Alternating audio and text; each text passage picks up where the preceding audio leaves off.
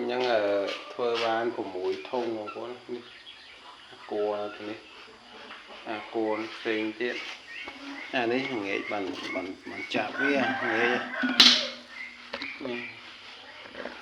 đấy quên không áo giống mình thấy on đấy mong muốn đó nè rồi nhỉ đó là cực mỡ nữa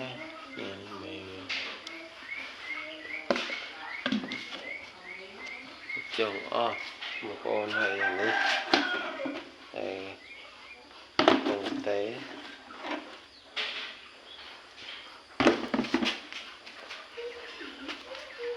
cái mấy này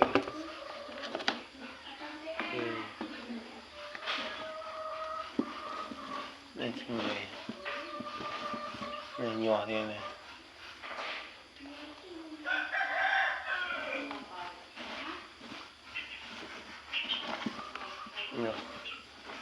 là nhỏ là rồi xài khá là toàn suốt